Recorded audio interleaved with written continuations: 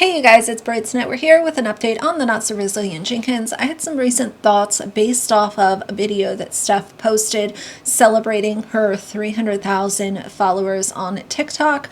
So we're going to chat for a few. If you're interested, please keep watching.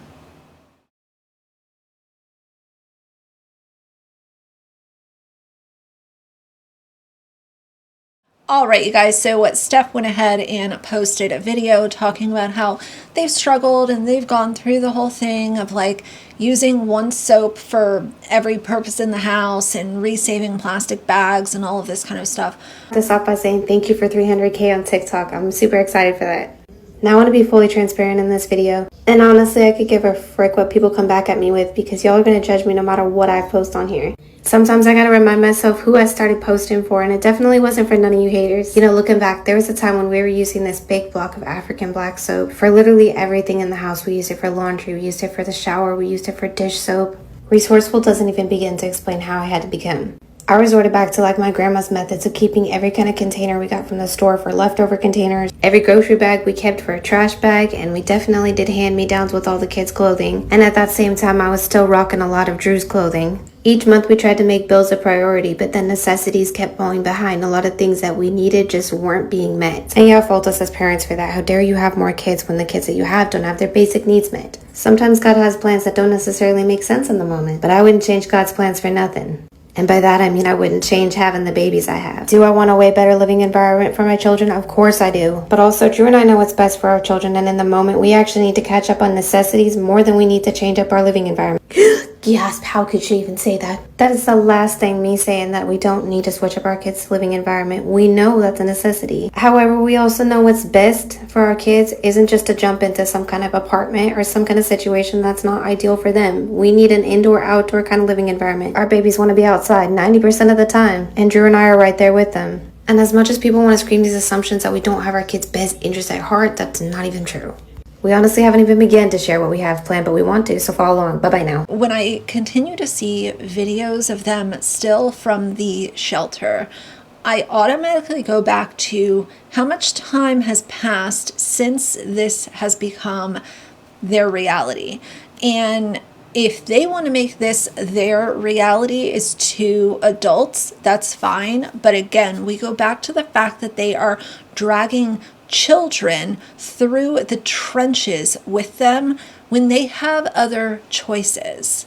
It has been over 2 months since this became their reality, and leading up until 2+ months ago, they knew that they were facing an eviction. They knew this was coming, and while continuing to get state assistance, free health care, making money on social media, even though if you're making money online, you shouldn't be using resources that should be going to families that are actually in need. That's a side conversation.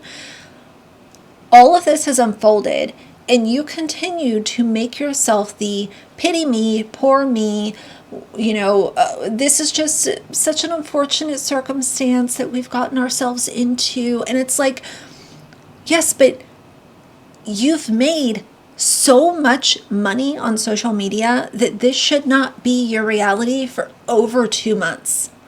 This should not continue to be the new norm. I understand giving a little grace for a couple weeks, like, oh, maybe the place that they were moving to wasn't ready. Maybe there's a few things that have to happen before they can get into a permanent place. But it's very clear that they are staying in this shelter because, number one, they are not paying bills, and we know that Steph and Drew both love to not have to pay bills. And number two, you're continuing to make money on social media. So we go back to square one, where it's you want to make money on social media and have everything handed to you for free. Free housing, free groceries, free health care.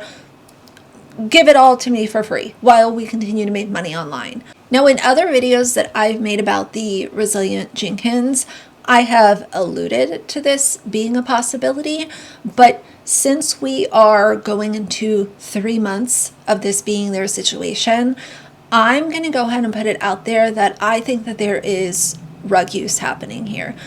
In fact, I am about 90+% sure that that's what's happening here, because there's no way that any logical person can look at everything that has played out with the situation and still we are sitting in a shelter not paying for anything. Where is the money going? Where is the money? Show me the money. Like, what is going on here? And to close out this video, because I don't just want to yap forever about this, because I've obviously covered them at length in the past, I hold space and understanding for people that are in a transitional period of their life.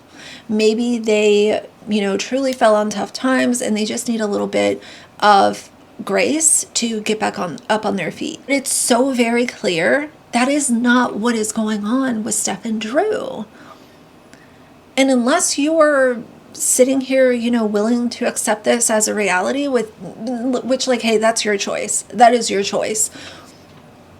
But I think that it leaves most of us on the side of, okay, we can understand certain situations, but we can't understand what Steph and Drew are doing. We're past that point. She wants to come over here and clap back at other TikTokers that are covering her and a what? That whole thing. Because what?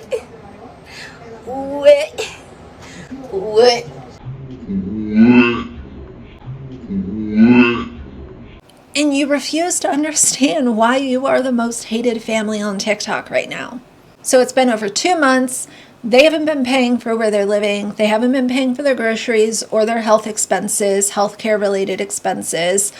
You're making money online. You're not getting jobs. And here we are still normalizing living in a shelter instead of spending your own effort and money by getting your kids out of this shelter. These poor kids are going to be out of school for summer vacation soon. And they are going to have to spend their summer in a literal dirty cracker box with no end in sight. And that hurts my heart. But anyway, since I was looking at the kind of number of days and how much time has passed and the fact that she wanted to sit there and celebrate 300K from a shelter, I just felt like getting that off my chest. But that's it for now. So if you like the video, please leave a like and a comment. And if you'd like to see more from me in the future, please subscribe. I'll see you guys soon. Bye.